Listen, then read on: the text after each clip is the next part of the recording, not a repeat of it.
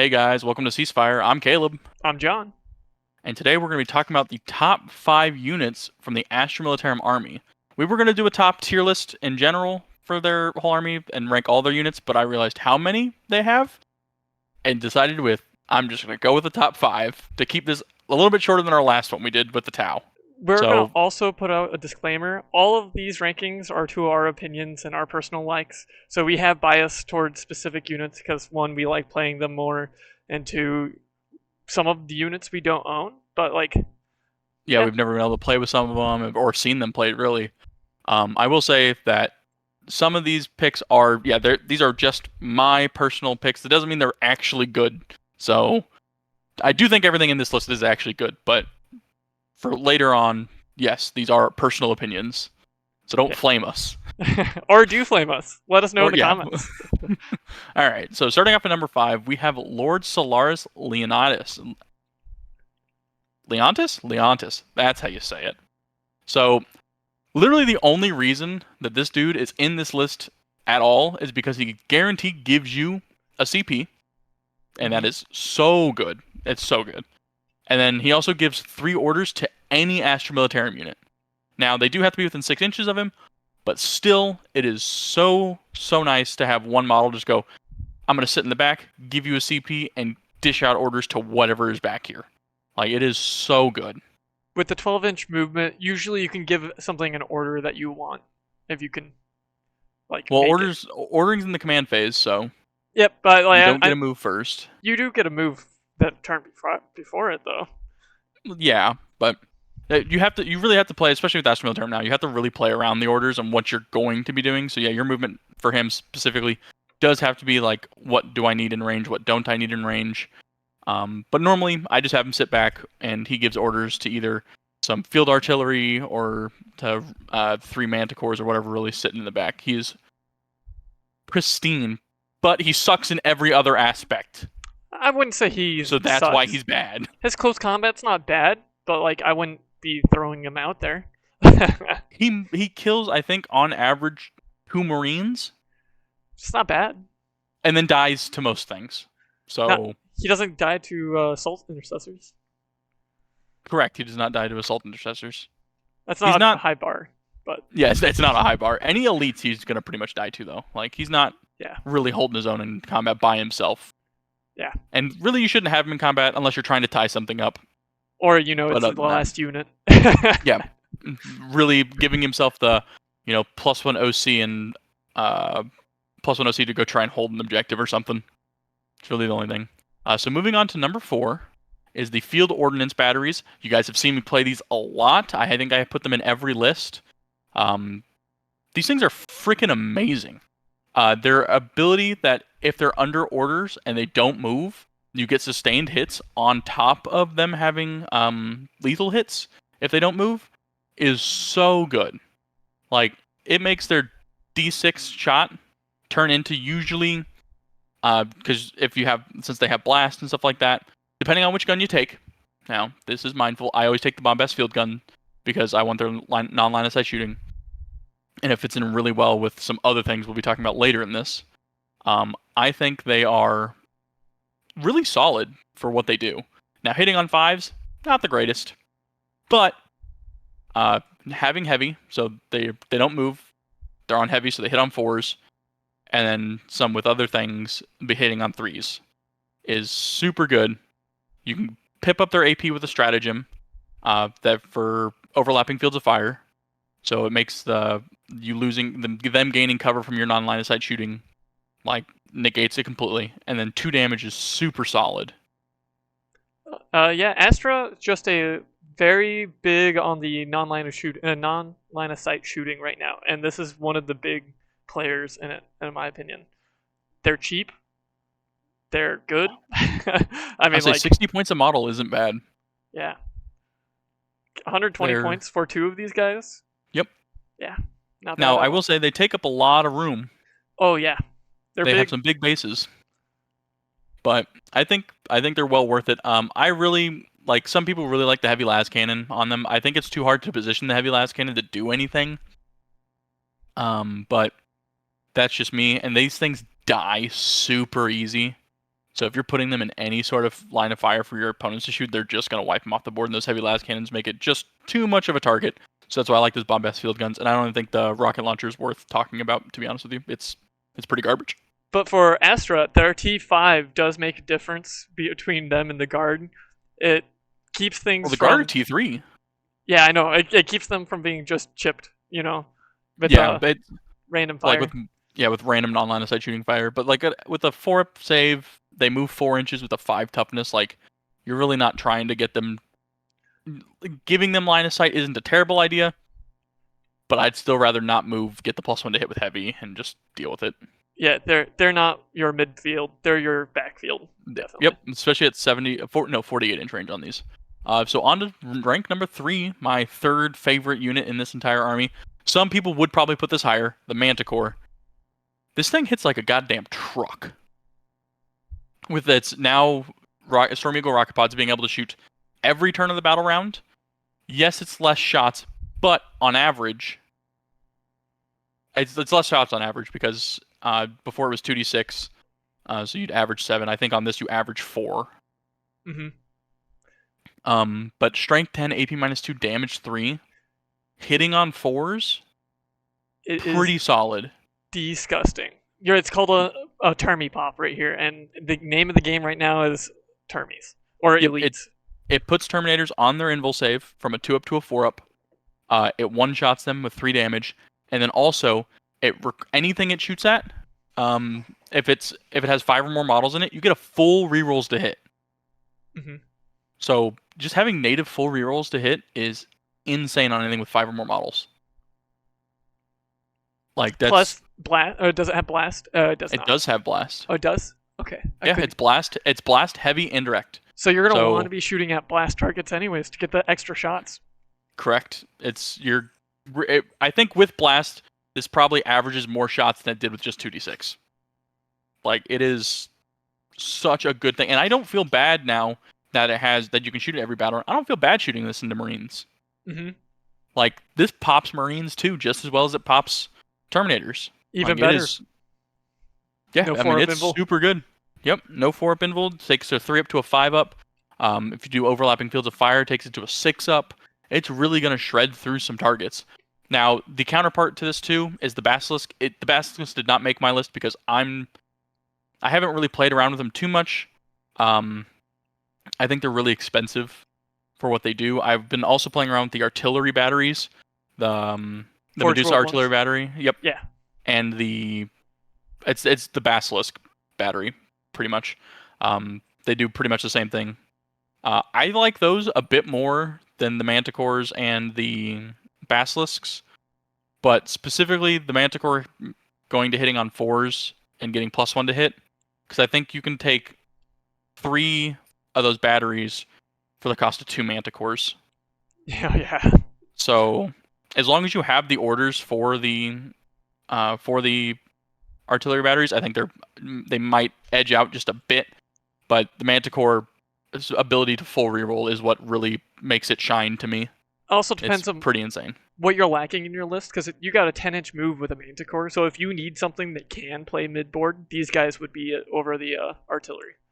Correct. And also the thing with the Manticore over the artillery, too, is the range. The artilleries, I think, only have 36-inch range, where this is 120. This will reach the entire board all day long. You'll hit your neighbor. So, yep, you'll hit your neighbor when you're playing Apocalypse. So moving on to number 2, really getting up into this list, is the Scout Sentinels. I don't think this is a weird pick. I actually think most people would agree with me here. Their ability is too goddamn good to not put them in 2 or to 1, honestly. Because being able to, so what their ability is at the start of your shooting phase, select one enemy unit within 18 inches and visible to this unit until the end of the phase. Each time a friendly Astra Militarum model makes an attack that targets that unit, reroll a hit roll of 1, and if the attack has the indirect fire ability, it doesn't suffer the penalty to the hit roll for shooting at the target that is not visible to them. So these things make it to where your indirect fire is so capable, like super capable. You're not suffering that -1 to hit. Yeah, they're still getting cover, but overlapping fields of fire really blankets on top of that to say fuck you, I really don't care. And then giving you rerolls to hit of 1, where nothing else in this army does that, is insane. You'll see a lot of people, and there's a stratagem too that allows you to bring back a regiment unit at full. Once they die, bring it back at full capacity and into strategic reserve. You can do that on Scout Sentinels. 180 points for 3 of them, I think. I think they're 60 points a model. Yeah, that's pretty good. They pack a punch too. Yeah, they do. They really do. Because you put las cannons on them. Their close combat isn't anything to scoff at either. They have their 9-inch scout move. They can blow up on your opponents with deadly demise. The deadly demise isn't great, but it is there. You can take hunter killer missiles on them, so you fully deck them out. They die, and you get those hunter killer missiles back. So it's really good, and their rerolls affect them too. So it's just they give themselves rerolls. As long as you're within 18 inches, you're getting rerolls. Hit rolls of 1. Like, it's so good. Yeah, and I got nothing really to add that. I mean, you hit most of the topics. Yeah. The T7, 7 wounds? 7 wounds. Dude, they're so durable. They're, I would say, the pinnacle of your frontline units. And what's even better, OC2. Like, a group of 3 is 6 OC. That's nothing to, like... That takes over for most, like, elite, like, 5-man elite squads. It beats them out. Oh, yeah, because, 6 OC if you're full strength versus their, 5? They're 5. Yeah. Yeah, I think they're super, super good. If not number 2, number 1, to be honest with you. But my number 1 holds a nice dear spot in my heart with the Lehman Rush Demolisher. This is probably a hot take. I don't think many people are going to agree with me. I think the Lehman Rush battle tanks, just in general, any of them, are the backbone of this army again. They're super tough. They move fast. They have great armor. 3 OC can bolster up to 4 OC. Now, the reason I specifically like the Demon Rush Demolisher is because D6 plus 3 attacks. You can shoot it while in combat without suffering the hit penalty, and you can shoot the thing you're actually engaged with. So you can't tie that tank cannon? up. Yeah. No. That Demolisher battle cannon. You can't shoot the thing that you're in combat because it has blast. It's specifically, I believe that's what Linebreaker says.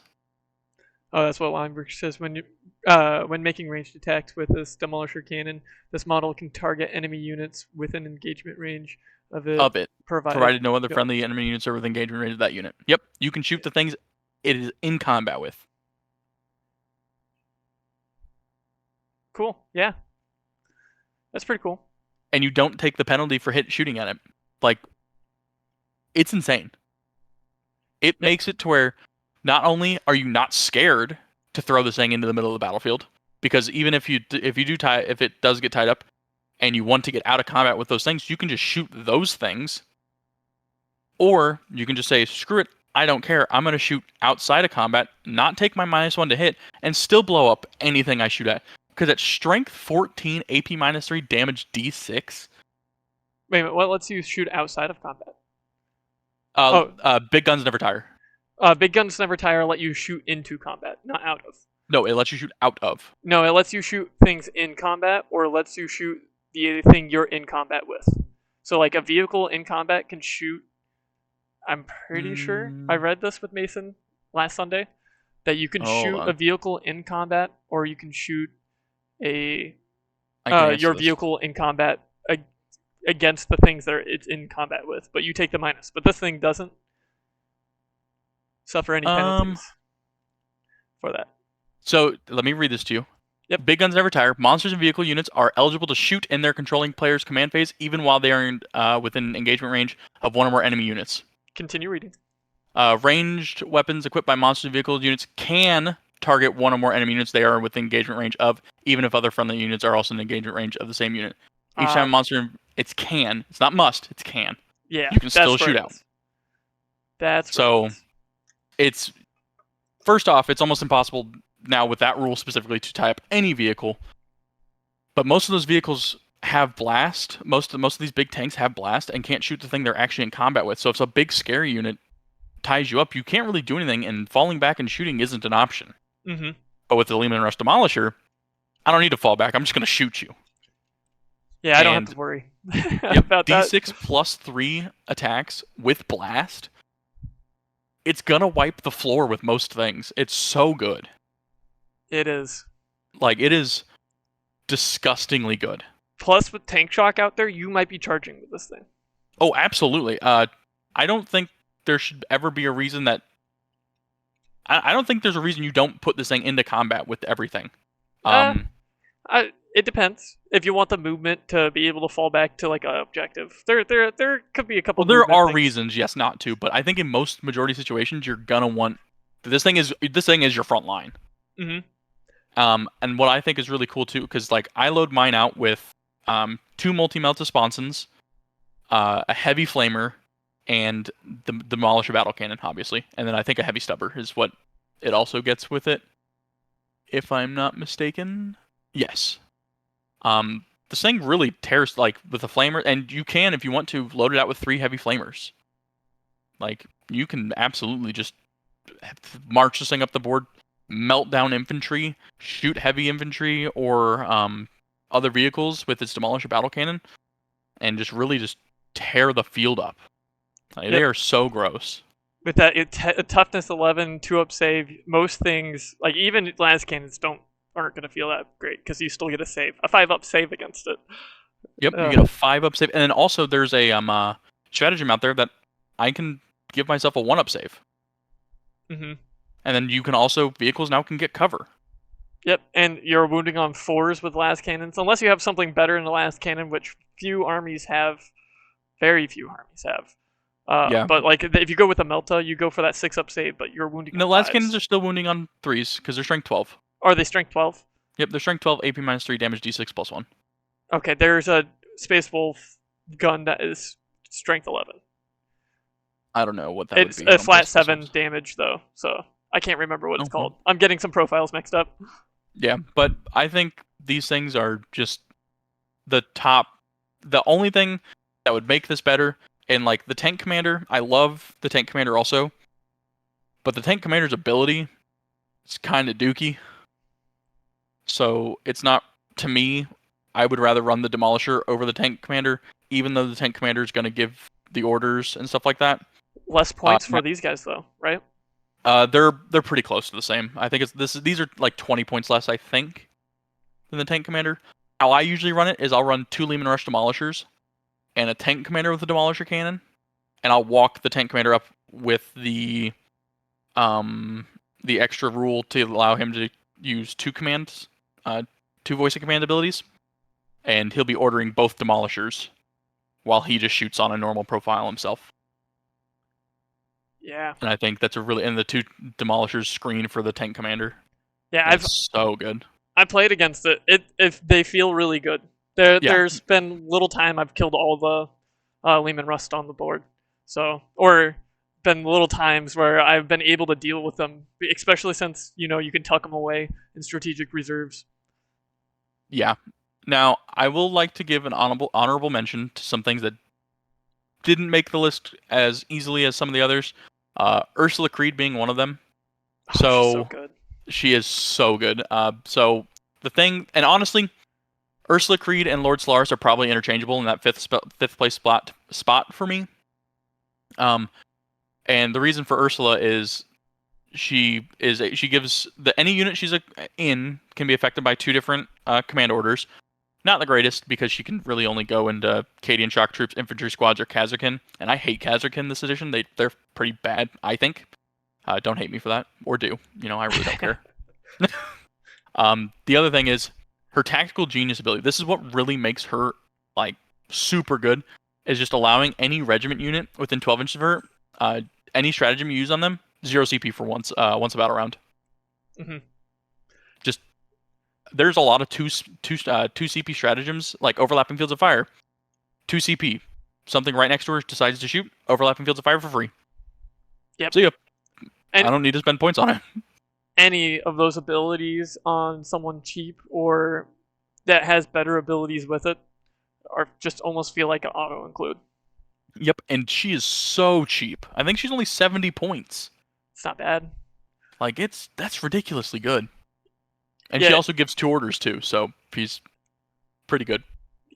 So I the think biggest thing is Go ahead. she leads that unit. If you are playing Kazakin list, I understand Caleb would never.